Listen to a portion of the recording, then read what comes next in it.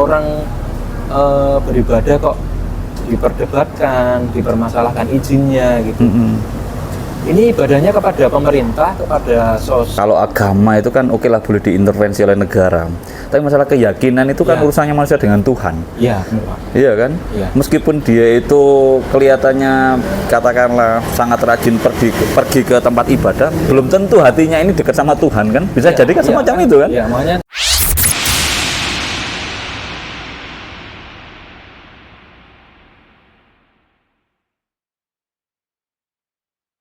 Apa kabar Pak Fri? sehat Pak, sehat. Ya bukan sehat sih, masih bisa beraktivitas lah, cuman agak flu ini. Agak flu, oke. Ya. Ini kan ada berita menarik ini. Tapi kayaknya Indonesia setiap hari selalu ada yang menarik Pak. Ya. Ini tapi menarik sekaligus juga memprihatinkan sebenarnya. Saya sengaja ini ngundang Pak Frida karena ya kita mau tidak mau adalah beda keyakinan. Saya Muslim, Pak Frida nonis, dan ini ada kasus. Sebenarnya kita yang sebenarnya baik-baik saja ini akhirnya bisa berkonflik nggak kita gara-gara kasus ini? Mungkin Pak. Mungkin ya. Mungkin. Kasusnya ini kan agak-agak apa ya? Kalau saya katakan sih nyeleneh ya, nyeleneh. Kenapa nyeleneh? Karena ada orang ibadah, notabene itu kalau nggak salah di rumah ya, kemudian itu diramaikan, didebatkan, diprotes karena tidak ada izin. Kalau nggak salah Kristen ya, kalau nggak salah ibadah orang-orang Kristen lah. Ini kan Pak Frida sebagai orang Kristen ini bagaimana ini melihat fenomena ini? Itu konteks ibadahnya maksud sendiri, satu keluarga atau satu grup, atau katakanlah satu gereja jadi satu di rumah gitu atau gimana? Kalau misalkan ya kalau gereja kan beda lagi ceritanya nanti misalkan mendirikan gereja. Tapi ini kan pas gerejanya lagi direnovasi terus akhirnya bisa kan Pak ya? Bisa jadi semacam itu. Tapi apakah terus gini aja loh, perasaannya Pak Frida sebagai nonis itu gimana ketika melihat kasus ini? Kalau saya sih sudah apa ya? Mungkin dua sisi Pak. Sisi memprihatinkan karena gini ya gitu loh. Masa ibadah itu kaitannya kita dengan yang Maha Kuasa lah ya. Dan macam-macam ya Pak. Mungkin ada yang orang percayanya tidak pada yang Maha Kuasa atau pada yang lain. Dia pun juga mungkin layak kita hargai juga kan. Nah kalau sampai konteks ibadah itu kita apa yang namanya diurusi orang lain, kadang saya jadi kok gini gitu loh. Karena yang apa namanya orang yang sesama kita aja kadang mencampuri proses ibadah kita aja itu seharusnya tidak layak lah ya, apalagi orang di luar gitu. Maksud saya kalau kita mau ibadah ya itu urusannya kita dengan yang, kalau saya Kristen ya dengan yang Maha Kuasa lah kan. Terus ngapain orang di luar ngurusi gitu. Bahkan kadang yang dari luar yang ngurusi itu mungkin malah ibadahnya nggak keurus Pak. Iya Pak. Ya. Karena saking ngurusinya ibadah orang lain malah ibadahnya dia sendiri mungkin nggak keurus ya. Saya nggak tahu ya, macam-macam yang problematika di kita gitu. Cuman kalau saya pribadi ya itu, jangankan orang lain, mungkin keluarga saya, mungkin anak istri atau orang tua saya, family lah ya, itu mungkin mereka nggak seharusnya kok ngurusi keyakinan saya, ibadahnya saya gitu. Apalagi orang lain gitu. Iya memang kan kalau saya ya kalau agama itu kan oke lah boleh diintervensi oleh negara. Tapi masalah keyakinan itu kan urusannya manusia dengan Tuhan. Iya, iya kan? Ya. Meskipun dia itu kelihatannya katakanlah sangat rajin pergi ke tempat ibadah, belum tentu hatinya ini dekat sama Tuhan kan? Bisa jadi kan semacam itu kan? Iya, makanya selama ini Pak Fria, selama ini apakah yang dirasakan oleh teman-teman nonis itukah apa seperti yang disampaikan oleh komika-komika itu?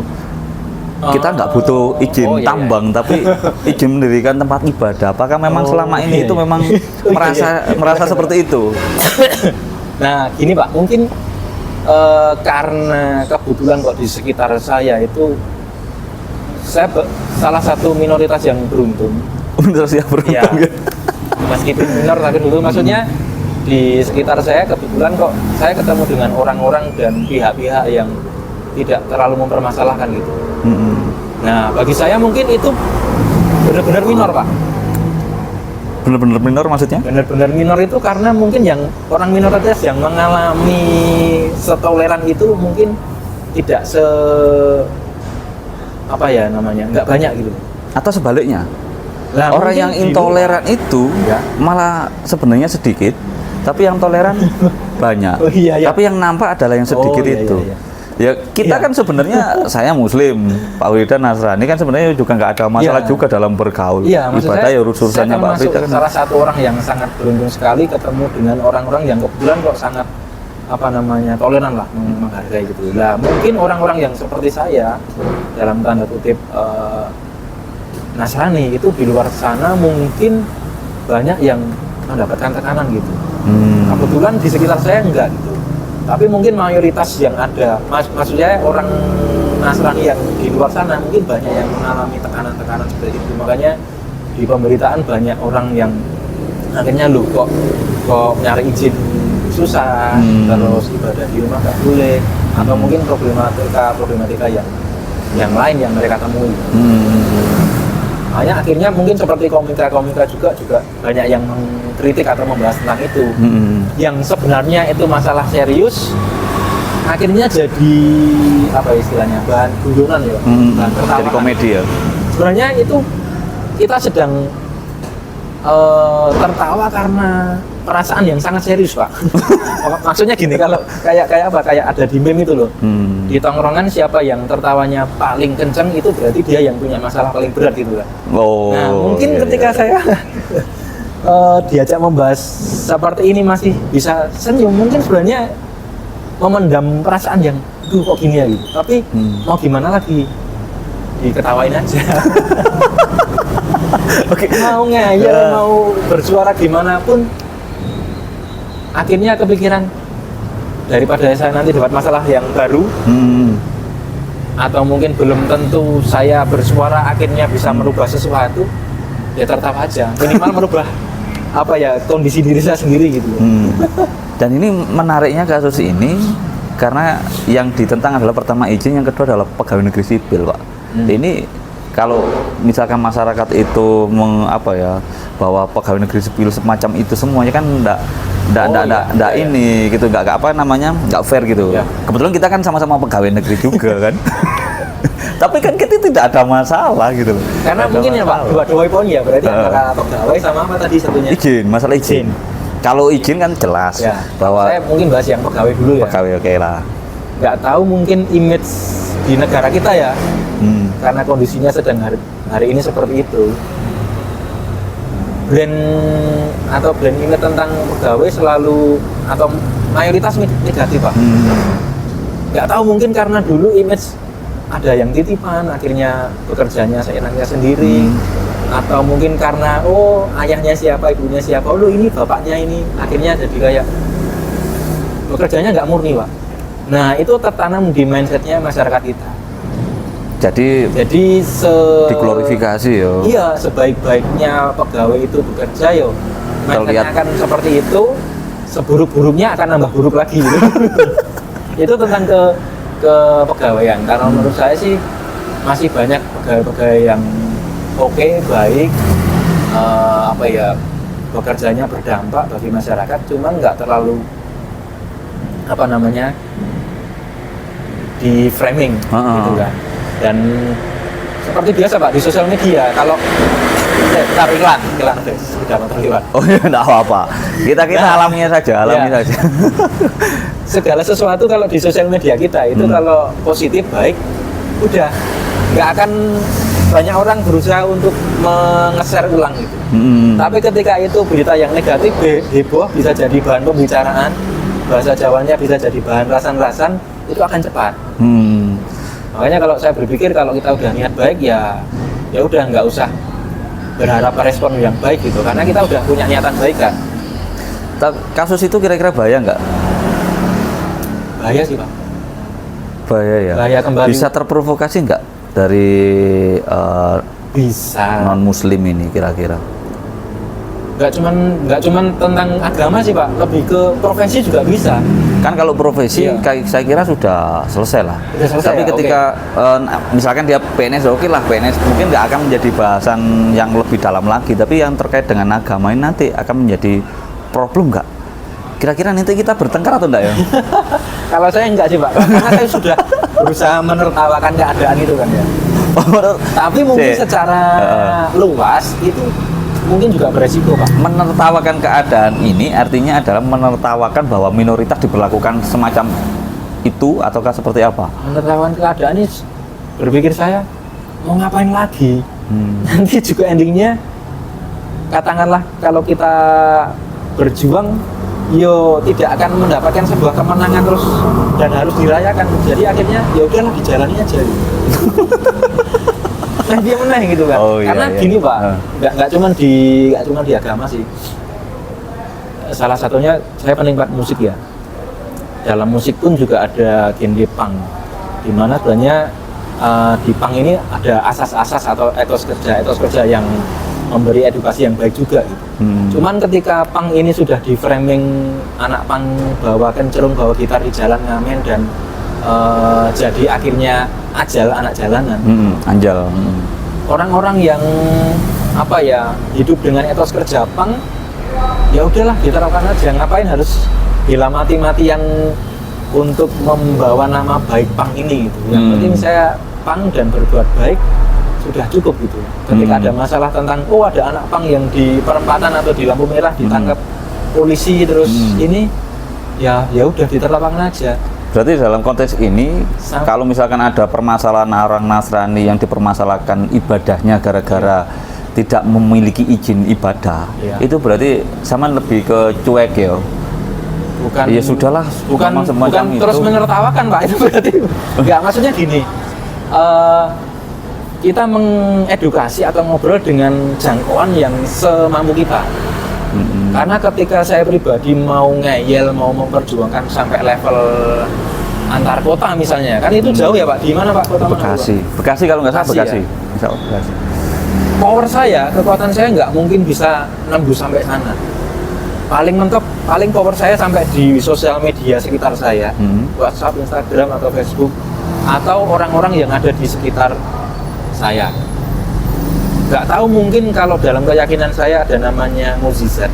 Mungkin setelah saya membuka pemikiran terus saya tulis di story atau membuka pikiran saya bahwa di dalam lingkup rekan-rekan gereja saya, mungkin kok kebetulan ada mukjizat, suara saya bisa terdengar sampai sana, terus bisa menasional dan pemikiran-pemikiran saya bisa didengar banyak orang, mungkin bisa jadi itu akan merubah pemikiran tentang apa tadi Pak, intoleran ya. Akhirnya iya berarti mindset saya harus begini. Ibadah yang seharusnya jadi gini, tidak harus legal, harus punya legalitas dan sebagainya. Kadang kan yang punya legalitas belum tentu beribadah dengan baik juga Pak. Iya Pak. Kadang-kadang misalnya ada yang KTP Kristen, sudah legal kan Pak jadi orang Kristen, tapi belum tentu beribadah dengan baik juga. Orang Nasrani itu apakah selalu memerlukan tempat sih untuk beribadah Pak? Kalau di Islam kan dimanapun tempatnya sekiranya itu ya ibadah gitu. Kalau Nasrani secara umum, di pikiran saya ya, Nasrani secara umum itu di gereja dan jadi labeling Pak. Yang rajin ke gereja itu orang baik, yang nggak ke gereja kurang baik ya, bukannya tidak baik tapi kurang baik. Kalau nggak ke gereja boleh disebut orang nggak pernah ke gereja, berarti dikatakan orang nggak pernah beribadah nggak di Nasrani? Iya. Kan sama ada saja label sebenarnya. semacam itu ya. Kayak anak sekolah yang nggak pernah sekolah berarti anak bodoh gitu kan. Belum tentu juga gitu kan. Oh gitu ya. Kan? Berarti artinya kan nggak perlu tempat sebenarnya, tapi bisa ibadah itu ya sudah. Setiap hari, bahkan tidur pun juga ibadah berarti ya. Iya, bisa jadi ya. Kan macam-macam ini kan, kembali ke keyakinan kan. Cuman di masyarakat kita segala sesuatu selalu simbol ya, dengan simbol ya. Simbolkan atau stereotip ya Pak. semacam itulah. Di pukul rata kan. Apa itu istilahnya? Stereotip jadi kayak ya itu tadi, kalau yang rajin misalnya 5 waktu berarti orang baik ini. Yang nggak pernah berarti kurang baik gitu. Nggak sesuai KTP lah. Kalau saya enggak sih, maksudnya ini dunia kan bermacam-macam Pak. Ada yang mungkin punya keyakinan masing-masing yang berbeda, tapi waktu itu tidak bisa ditulis di KTP gitu kan. Ya kan keyakinan kan. Kalau negara kita kan mengintervensi Pak. Ya, intervensi itu. Negara kita kan negara ini mengintervensi agama itu kan ada 6. Kemudian ada putusan MK, kepercayaan boleh tapi kan harus terdaftar.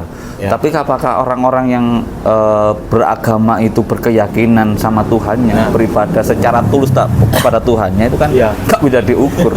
Makanya itu kadang-kadang saya jadi mikir, orang beribadah kok diperdebatkan, dipermasalahkan izinnya gitu. Ini ibadahnya kepada pemerintah, kepada sosok siapa, atau kepada yang Maha Kuasa gitu loh. Ya itu. Karena itu. Kalau memang yang Maha Kuasa mempermasalahkan ibadah kita, mungkin kita udah kena apa istilahnya, bencana atau tulah atau peringatan sejak dulu Pak. Oh, ibadahmu kurang ini. Kena azab ya? Kurang lengkap ini syarat-syaratnya gitu. Karena saya pikir ibadah kan kita dengan yang Maha Kuasa. Ya kalau memang kita salah dalam ibadah, biarkan yang Maha Kuasa yang menegur gitu. Oke. Karena selama ini sampai hari ini di usia segini saya belum dikasih peringatan, ini ibadahmu kurang lengkap, KTP-mu udah ada tapi syarat-syaratnya ini dalam seminggu harus berapa kali kamu belum lengkap. Sama Tuhan belum pernah disampaikan seperti itu. Belum Mbak. Gitu ya Pak. Oke. Dan pemikiran seperti ini kayak belum bisa diterima banyak orang Pak. Iya betul. Iya kan? Ya kembali itu lagi Pak. Antara tidak bisa diterima banyak orang ataukah sebagian orang itu yang akhirnya membuat glorifikasi ya secara umum bahwa seperti itu. Saya sebenarnya ini kan setiap hari Selasa itu berdoa saya gilir Pak. Kalau biasanya yang mayoritas sekarang coba yang Buddha memimpin dengan caranya, kemudian kemarin Kristen, kemudian giliran saya, semacam itu. Ya kita dengarkan. Ya ini sebagai bentuk rasa kemanusiaan saja, entah nanti itu jadi masalah sama Tuhan saya atau tidak, ya mungkin urusannya Tuhan dengan saya, mungkin kan gitu ya. Kadang saya kepikiran Tarsan Pak. Tarsan? Ya. Tarsan itu ada tenanan atau enggak Tarsan itu? Yo. Atau kiasan itu Tarsan itu, atau hanya kalau imajinasi? Kalau film mungkin nggak apa namanya, cuman cerita ya Pak. Kalau nyatanya mungkin di suku pedalaman lah yang nggak ngerti nyatanya apa-apa. Di suku pedalaman kan masih banyak.